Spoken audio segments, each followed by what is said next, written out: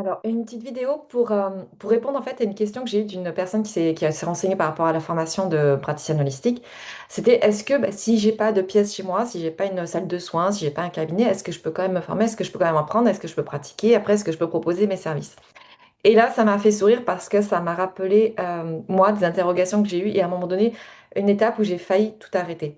Je l'explique. C'est qu'à un moment donné, moi, j'ai toujours eu une pièce pour mes soins. Soit j'avais aménagé le garage, soit une chambre, etc. Donc, jusqu'à ce que j'ai eu deux enfants, ça fonctionnait très bien. J'avais ma pièce pour moi. Puis j'ai fait un troisième enfant. Et là, à l'arrivée du troisième, plus de pièces disponibles.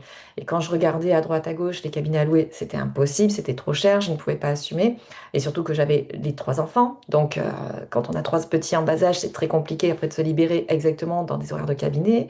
Et j'ai eu un moment de flottement où je me suis découragée en me disant, bah, c'est fini, c'est foutu, il faut que j'arrête l'activité. J'aurai jamais assez de clients qui vont venir sur mes horaires, qui vont venir pendant les heures d'école. Et puis moi, le mercredi, c'est pour les enfants.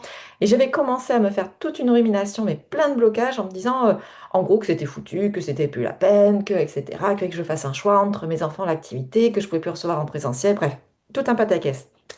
Et puis, moi, j'ai quand même ce caractère de me dire, non, quand même, je m'éclate dans ce que je fais, je sais que je suis douée dans ce que je fais, et je veux continuer. Comment je peux faire différemment? Et là aussi, c'était en voyant d'autres personnes faire, surtout une personne avec qui je me suis formée en médiation animale, qui elle faisait justement tous ses cours en visio, de chez elle. Pas de temps en temps, il y avait sa fille, puis elle était chez elle, elle choisissait ses horaires, elle imposait. D'autres aussi, coachs que j'avais suivis, qui t'imposaient les horaires, c'était à tel endroit, c'était en visio, et ça fonctionnait très bien. Et là, je me suis dit, ok, je vais revoir ma façon de fonctionner. Et du coup, j'ai beaucoup développé tout ce qui était les visios que je ne faisais absolument pas. Je connaissais pas tout ça. J'étais pas sur les réseaux, j'étais pas sur trop Internet. Je faisais vraiment que à l'ancienne, le présentiel. Et en fait, de fil en aiguille, je me suis rendu compte que ça fonctionnait très bien. Surtout en plus pendant la période Covid, on n'a pas eu d'autre choix que de faire beaucoup, beaucoup de distanciel. Et en fin de compte, ça a pris. J'ai eu du monde, j'ai eu autant de monde. Alors oui, les personnes à qui le format ne correspondait pas, elles allaient ailleurs. Et j'attirais les personnes à qui ça correspondait. Et c'était très bien. C'était juste moi qui m'étais bloquée dans mon petit carcan, ma petite roue de hamster, en me disant, oh ben non, j'aurai jamais les bonnes personnes ne viendront pas, je serai pas des...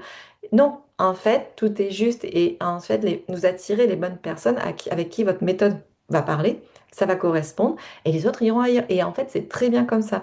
Et du coup, une fois que j'ai débloqué ça, que je me suis mise à développer justement le distanciel, les visio et que j'ai mis tout l'écosystème en place pour ça, ça a marché. On va appeler, j'ai fait mes formations, ça s'est développé, etc. Et tout ça, pourquoi? C'était justement pour dire, oui, vous pouvez vous former, vous pouvez très bien faire praticienne dans le bien-être holistique, etc. Même sans avoir de pièces, juste en ayant un ordinateur, un téléphone, de quoi écrire et de quoi communiquer, c'est tout.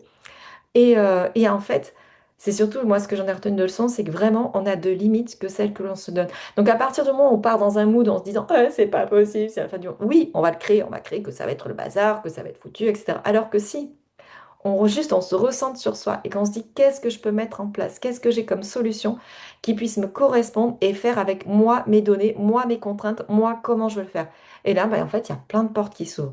Donc, quel que soit le milieu, quel que soit le métier, quelle que soit l'activité, quelles que soient vos décisions, et toujours en tête, en fait, qu'il y a beaucoup de fausses croyances comme ça, des pensées qu'on vient pour se limiter, pour se ruminer, pour se mettre dans le down, et qu'en fin de compte, des fois, il y a juste à dévier un petit peu, à ouvrir le champ d'horizon, à ouvrir les yeux un peu plus larges, à considérer d'autres possibilités, et en fait, vous allez voir qu'il y a plein de portes qui s'ouvrent. Donc, si ça vous intéresse, par contre, pour la formation complète de thérapeute holistique, je vous laisse quand même le lien sous la vidéo, et je réponds aux questions avec grand plaisir.